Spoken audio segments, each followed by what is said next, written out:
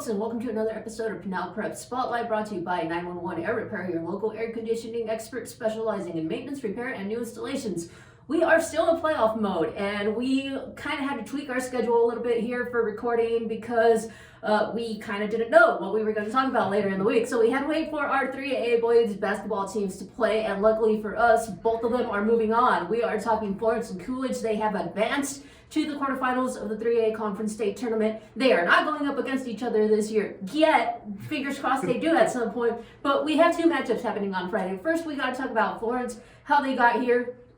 They are the number 12 seed. They defeated number 5 Thatcher 88-8, and now they are going up against number 4 Chandler Seton Catholic. David, what are you thinking on this matchup? Well, right off the bat, this is one of the things we love about our 3A basketball teams. You just never know what to expect from these guys. You know, they go up against some really tough opponents here that they don't normally see in their regular season, and you don't really know what you're going to get. But what you're going to get in their last game against Thatcher is a really good game and a competitive game, and it sends them off to the next round. You know, Florence has been here before. They know what's expected of them. They know what they need to do in order to get to a playoff position here. So shout out Brody Ramirez, who had a really solid game for them last time. I think he's kind of the guy that they're looking forward to as the guy to continue to lead them into the playoffs. So they can continue going up against a really tough team on the road against Seton Catholic here. So expect them to continue just the same grit and grind kind of basketball they like to play. Head coach David Silvas knows how to get the best out of his players, and I really think we're going to continue to see that. It just depends on what kind of team shows up in this round. Can they keep that momentum going, or are things going to be a little bit stagnant here? So I expect Florence to have a really solid game here. It just depends on, again,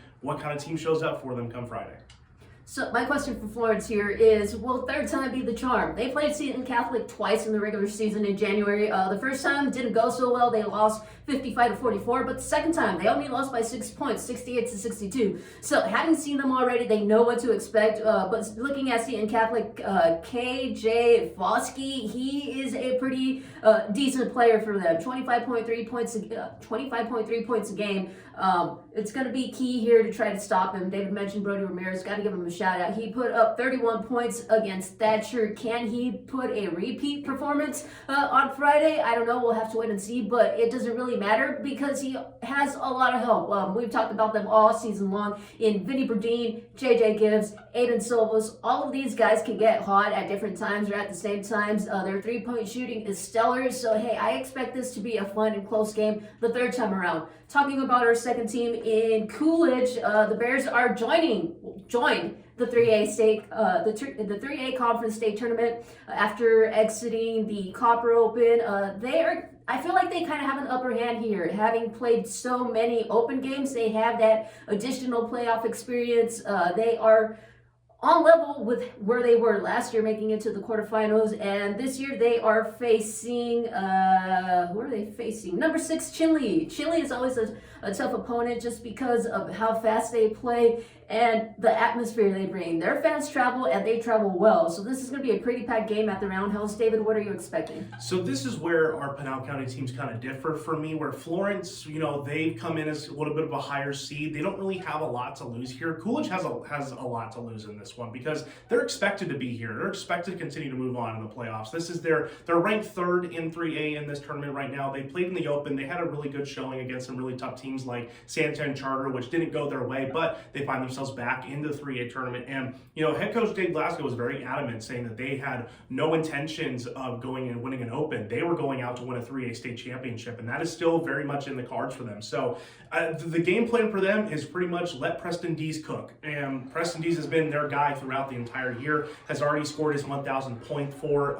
the team, set their rebounding record, single season rebounding record this year. So he's on top of his game here, and they need to let him go and let him do his thing. But I think they need to add a little bit of a new dimension as well, because teams like Santan Charter really caught on with what their game plan was of getting the ball inside. They need an outside presence. They need to be able to work on their three-point shooting. They did not take a lot of three-point attempts when they played Santan Charter. That has to change in this aspect. They cannot continue to run the same playbook and expect things to be a different result. While they are powerful, they are strong inside, they need to have a new development and a new level of their game. So I expect to see that when they go up against Chinle, and I really hope they continue to elevate their game a little bit and rise to the occasion throughout the rest of the playoffs. So I'm actually going to take a different take here. I think what Coolidge is doing is working for them. You know, Preston Dees, we got to mention Porter Dees. Porter Dees had a fantastic game against Winslow in the round 1 opener earlier this week. And when you have those two brothers going at it, just trying to battle each other, outdo each other for those rebounds, it's a dangerous aspect for their opponents, because while these two guys are going head to head against each other, they're fighting for every rebounds. That means, hey, your opponent isn't going to be able to get that. So these two guys are key here, but also I want to highlight guys like Shane Enos, Corbin Downs, Shamir, I'm forgetting your last name, Shamir Stump. All of these guys come in, and while they might not fill up the scoring like the Dees brothers do or Turner Armstrong, what they provide to the team is very critical. You know, Shane Enos can come in and provide a little bit of that inside attack. Corbin Downs is a phenomenal defender going up against Winslow. Glasgow had him on their best defender. He did a pretty solid job of shutting him down. And Shamir Stump coming in, just another freshman like Armstrong, and trying to make his impact so early on.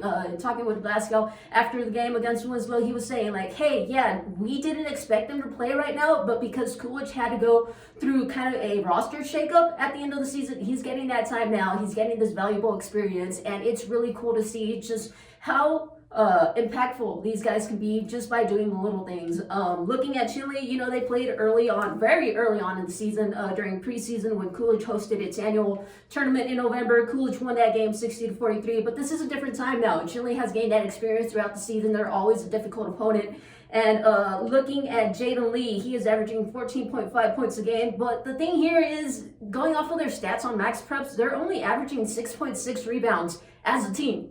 So that's the key here, you know. Is that really the stats there, or am I missing something? I don't know. But if it is, hey, I mentioned the Dees brothers. Look out for them. They're going to dominate the paint. So I think Coolidge might have the slight upper hand here.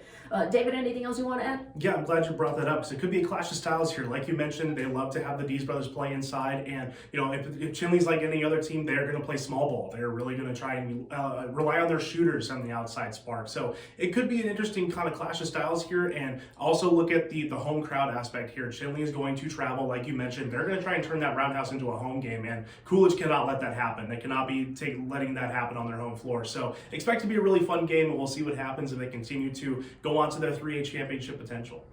As always, be sure to check out Pinal Central for all of your local sports coverage, and be sure to tune in to how these two games turn out. Yeah, nice.